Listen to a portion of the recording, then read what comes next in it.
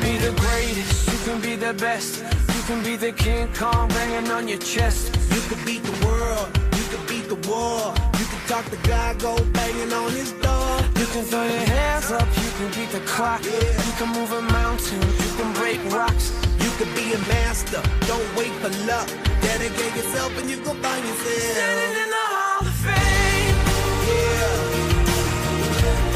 And the world's gonna know your name. yeah, 'Cause you burn with the brightest flame. yeah, And the world's gonna know your name. yeah. And you'll be on the walls of the Hall of Fame. You can go the distance, you can run the mile. You can walk straight through hell with a smile.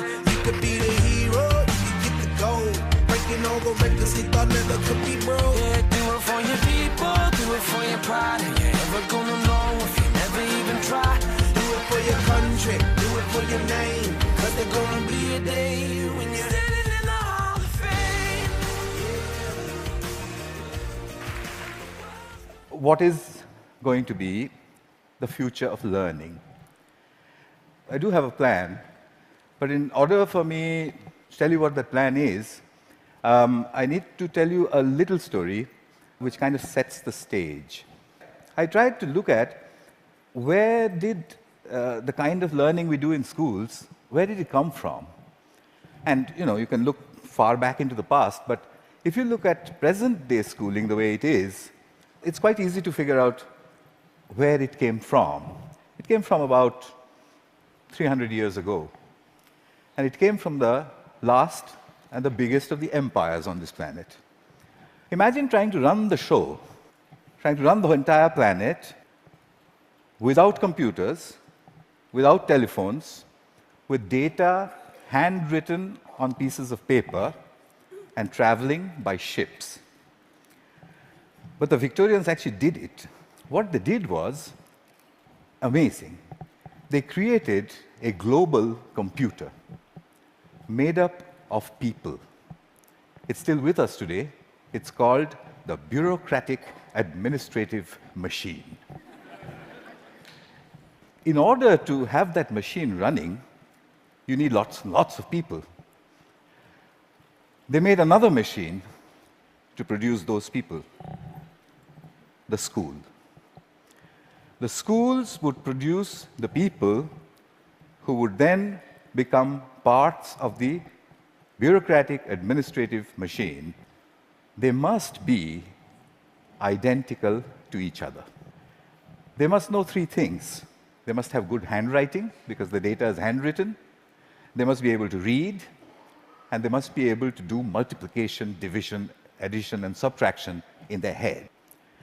They must be so identical that you could pick one up from New Zealand and ship them to Canada, and he would be instantly functional. The Victorians were great engineers. They engineered a system that was so robust that is still with us today, continuously producing identical people for a machine that no longer exists. The empire's gone. So what are we doing with that design that produces these identical people? And what are we going to do next, if we ever are going to do anything else with it? So that's a pretty strong comment there. I said schools as we know them now, they're obsolete. I'm not saying they're broken. It's quite fashionable to say that the education system's broken. It's not broken. It's wonderfully constructed. It's just that we don't need it anymore. It's outdated. What's the kind of jobs that we have today? Well, the clerks are the computers. They're there in thousands in every office. And you have people who guide those computers to do their clerical jobs. Those people don't need to be able to write beautifully by hand. They don't need to be able to multiply numbers in their heads. They do need to be able to read. In fact, they need to be able to read discerningly. But that's today.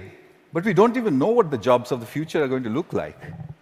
We know that people will work from wherever they want, whenever they want, in whatever way they want. How is present-day schooling going to prepare them for that world? Well, I bumped into this whole thing completely by accident. I used to teach people how to write computer programs in New Delhi 14 years ago. And right next to where I used to work, there was a slum. And I used to think, how on earth are those kids ever going to learn to write computer programs? Or should they not? At the same time, we also had lots of parents, rich people, who had computers, and who used to tell me, you know, my son, I think he's gifted, because, you know, he does wonderful things with computers. And my daughter, oh, surely she's, you know, extra intelligent, and so on. So I suddenly figured that how come all the rich people are having these extraordinarily gifted children? What did the poor do wrong? I made a hole in the boundary wall of the slum next to my office, and I stuck a computer inside it just to see what would happen if I gave a computer to children who never would have one, didn't know any English, didn't know what the internet was. The children came running in, it was 3 feet off the ground, and they said, what is this? And I said, yeah, it's, you know, I don't know. So they said, why have you put it there? I said, just like that. And they said, can we touch it? I said, if you wish to. And I went away. About 8 hours later, we found them browsing and teaching each other how to browse. So I said, but that's impossible. Because, you know, how is it possible? They don't know anything. My colleagues said, no, it's a simple solution. One of your students must have been passing by, showed them how to use the mouse. So I said, yeah, that's possible. So I repeated the experiment. I went 300 miles out of Delhi into a really remote village where the chances of a passing software development engineer was very little. I repeated the experiment there. There was no place to stay, so I stuck my computer in, I went away, came back after a couple of months, found kids playing games on it. When they saw me, they said, we want a faster processor and a better mouse. So I said, how on earth do you know all this? And they said something very interesting to me. In an irritated voice, they said, you've given us a machine that works only in English, so we had to teach ourselves English in order to use it. That's the first time as a teacher that I heard the word teach ourselves said so casually. Here's a short glimpse from those years. That's the first day at the hole in the wall. On your right is an 8-year-old. To his left is his student. She is 6. And he's teaching her how to browse. Then on to the other parts of the country. I repeated this over and over again, getting exactly the same results everywhere.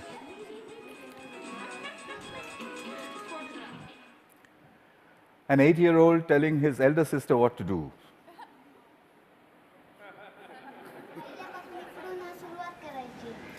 And finally, a girl explaining in Marathi what it is, and said, there's a processor inside.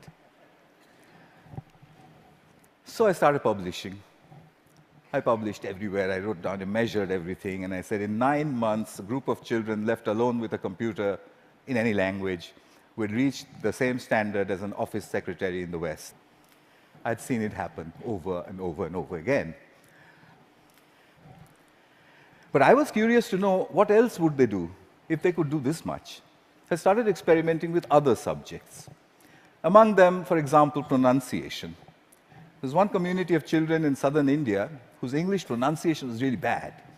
And they needed good pronunciation because that would improve their jobs. I gave them a speech-to-text engine in a computer. And I said, keep talking into it until it types what you say. Okay. They did that, and watched a little bit of this. Nice to meet you. Nice to meet you. The reason I end it with that, the face of this young lady over there is because I suspect many of you know her. She's now joined a call center in Hyderabad and may have tortured you about your credit card bills. in a very clear English accent. So then people said, well, how far will it go? Where does it stop? I decided I would destroy my own argument by creating an absurd proposition. I made a hypothesis, a ridiculous hypothesis, Tamil is a South Indian language. And I said, can Tamil-speaking children in a South Indian village learn the biotechnology of DNA replication in English from a street-side computer? And I said, I'll measure them, they'll get a 0. I'll spend a couple of months, I'll leave it for a couple of months, I'll go back, they'll get another 0. I'll go back to the lab and say, we need teachers. I found a village, it was called Kali Kuppam in southern India. I put in hole-in-the-wall computers there, downloaded all kinds of stuff from the internet about DNA replication, most of which I didn't understand. The children came rushing and said, what's all this? So I said, it's very topical, very important. It's all in English. So they said, how can we understand such big English words and diagrams and chemistry? So by now, I had developed a new pedagogical method, so I applied that. I said, I haven't the foggiest idea. And anyway, I'm going away. So I left them for a couple of months. They'd got a 0. I gave them a test. I came back after 2 months, and the children trooped in and said, we've understood nothing. So I said, well, what did I expect? So I said, OK, but how long did it take you before you decided that you can't understand anything? So they said, we haven't given up. We look at it every single day. So I said, what? You don't understand these screens, and you keep staring at it for 2 months. What for? So a little girl, who you'll see just now, she raised her hand, and she says to me in broken Tamil and English, she said, well, apart from the fact that improper replication of the DNA molecule causes disease, we haven't understood anything else.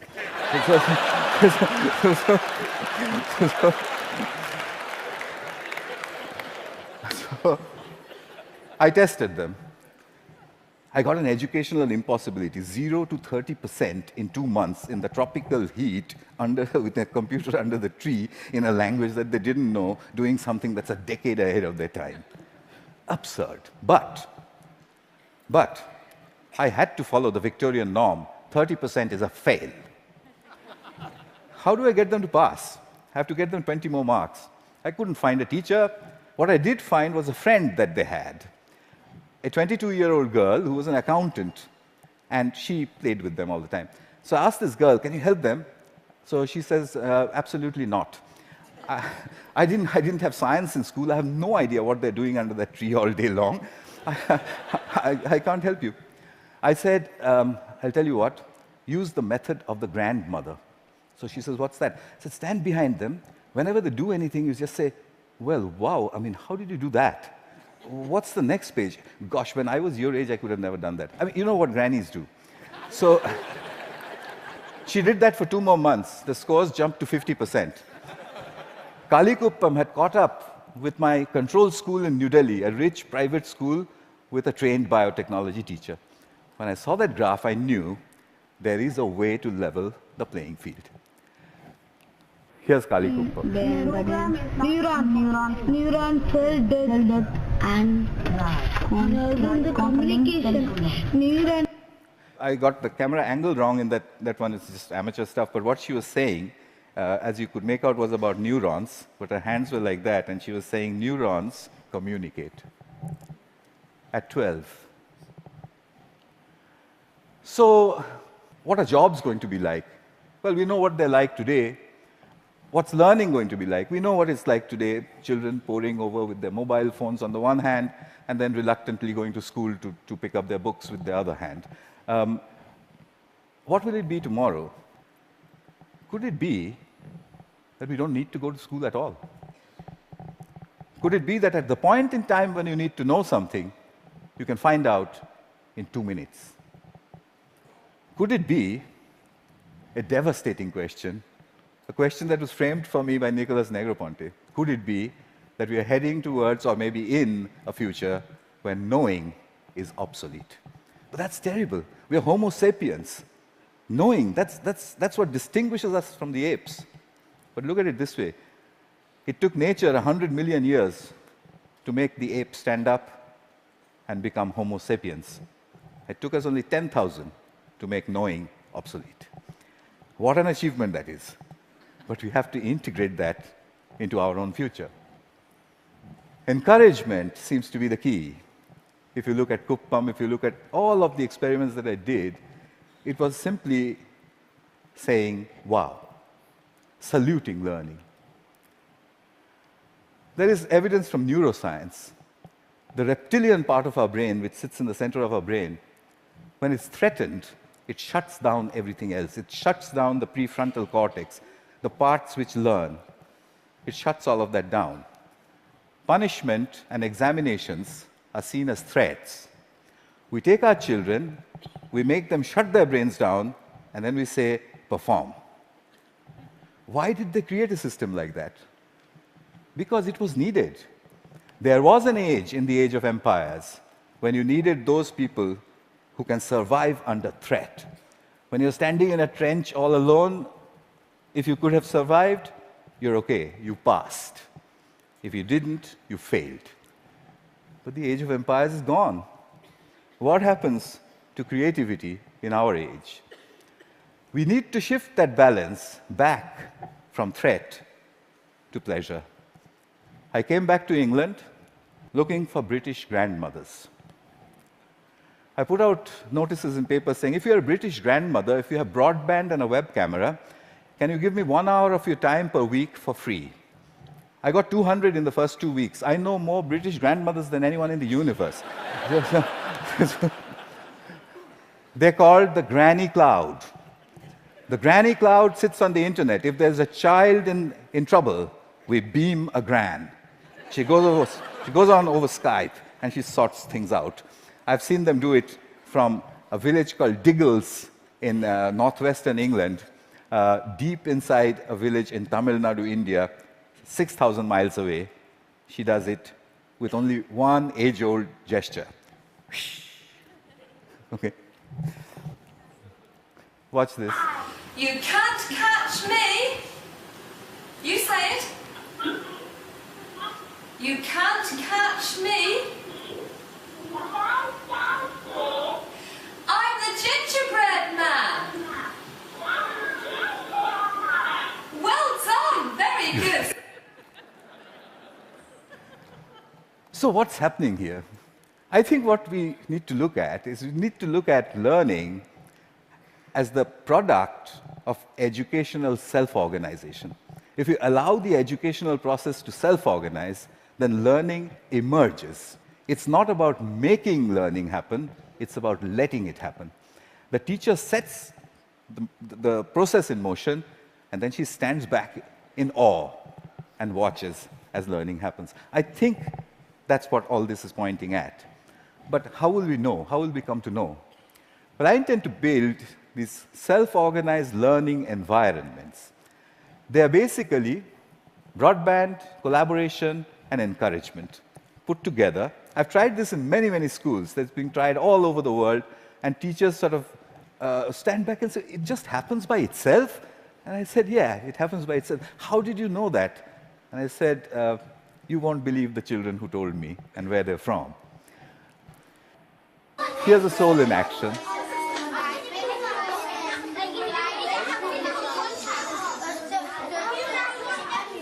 This one is in England.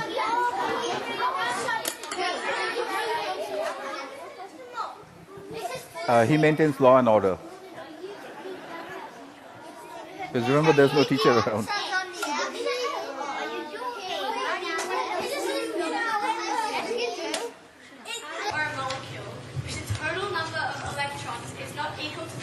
Australia.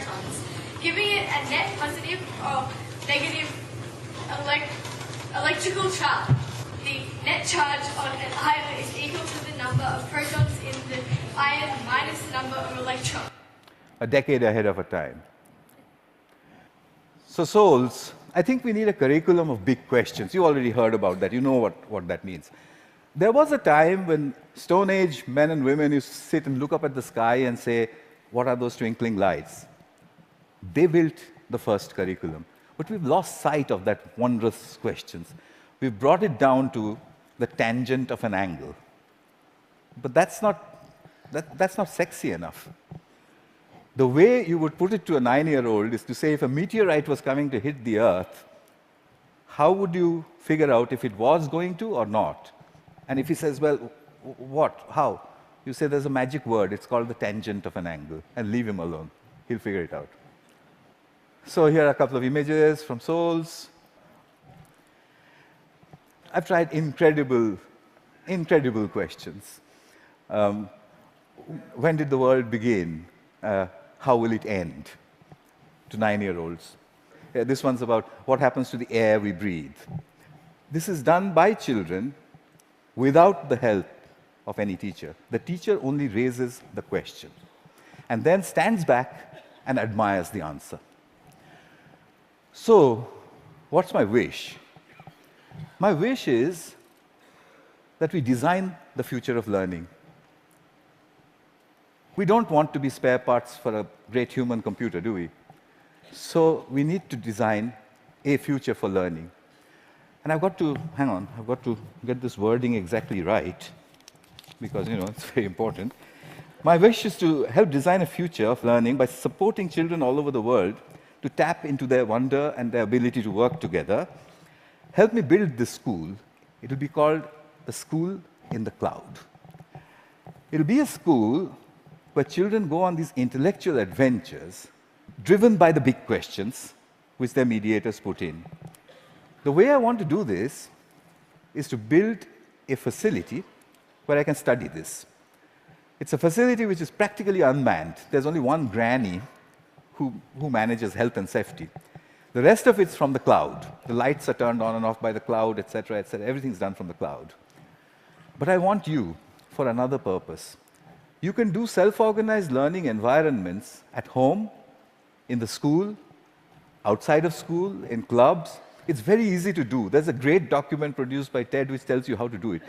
If you would please do it across all 5 continents and send me the data, then I'll put it all together, move it into the School of Clouds, and create the future of learning. That's my wish. And just one last thing, I'll take you to the top of the Himalayas. At 12,000 feet, where the air is thin, I once built 2 hole-in-the-wall computers. And the children flocked there. There was this little girl who was following me around. And I said to her, I want to give a computer to everybody, every child. I don't know, what should I do? And I was trying to take a picture of her, quietly. She suddenly raised her hand like this and said to me, "Get on with it."